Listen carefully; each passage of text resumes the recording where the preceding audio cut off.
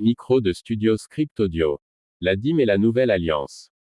La dîme dans la Bible. Dans l'ancienne alliance, la dîme était obligatoire.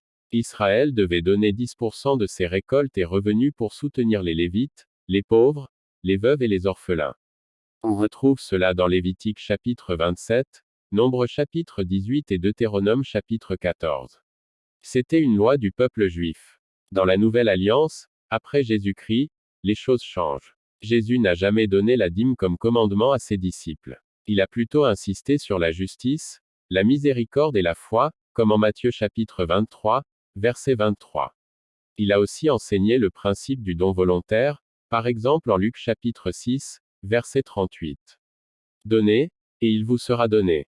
Les apôtres non plus n'ont pas imposé la dîme. Paul dit dans première lettre aux Corinthiens, chapitre 16, verset 2. Que chacun mette à part ce qu'il pourra, selon sa prospérité. Et dans deuxième lettre aux Corinthiens, chapitre 9, versets 6 à 7, il ajoute. Que chacun donne comme il l'a résolu en son cœur, sans tristesse ni contrainte, car Dieu aime celui qui donne avec joie. Dans l'Église primitive, on ne parlait pas de dîme, mais de partage. Dans Actes chapitre 2, les croyants vendaient leurs biens et les mettaient en commun selon les besoins de chacun. Conclusion. Dans la Nouvelle Alliance, la dîme n'est pas un commandement obligatoire.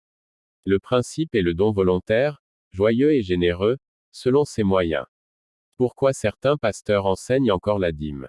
Premièrement, parce qu'elle est biblique dans l'Ancienne Alliance. Deuxièmement, pour soutenir l'Église et les ministères.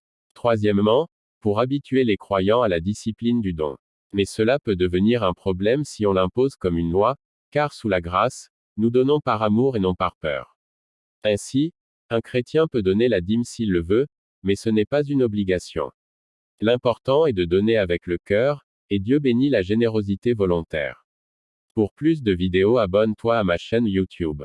Appuie 2 fois sur la photo de Jésus pour m'encourager et n'oublie pas de liker.